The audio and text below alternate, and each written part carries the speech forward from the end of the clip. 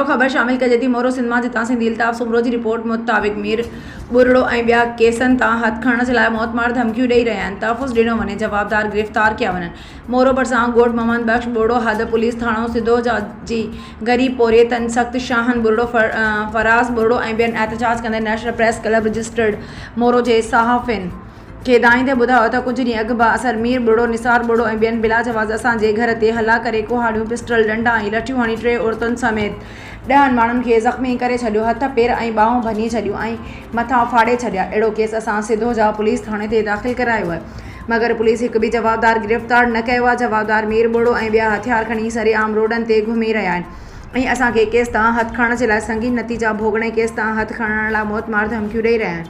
असां हद जे चूंडियल पाकिस्तान पीपल्स पार्टी जे नुमाइंदनि ऐं पुलिस ऑफिसरनि खे अर्ज़ था करियूं त जवाबदारनि खे गिरफ़्तार करे असांखे तहफ़्फ़ुज़ ऐं इंसाफ़ फराहम कयो वञे। ॿी सूरत में असां एहतजाज जो दाइरो वधाईंदासीं। नालो छा आहे, छा मसलो? शाहनवाज़ जी जी, मसलो ॿुधायो। मसलो त विड़िया आहिनि असांखे घर वेठे।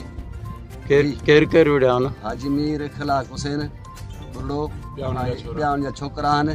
वरी असांजे घर खां बेघर करे छॾियो आहे। सदुजा थाणे ते असां FIR कटाई, पर उनजो को तजारत न थियो आहे, को माण्हू हिन मथां गिरफ़्तार न थियो आहे। असां घर खां बेघर आहियूं। केस था वरी था धमकियूं ॾियनि त केस था हथ खणो, ॿुधी न त मारींदासीं तव्हांखे। ऐं लॾे खणण जी धमकियूं, उहे धार असांखे घर ते जेको आहे कब्ज़ो आहे। असां घर खां बेघर, असां माल दाल जेको आहे असांजो डांड डोल लॻो पियो आहे। मुंहिंजे ॿारनि खे बि धक न आया आहिनि। नगनि खे इंसाफ़ कयो वञे।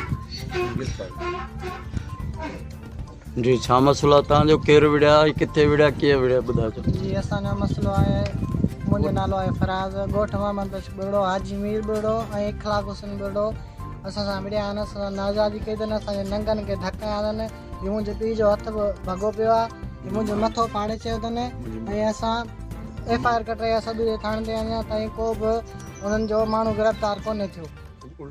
उल्टो असांखे धमकियूं था ॾियनि मारण जूं।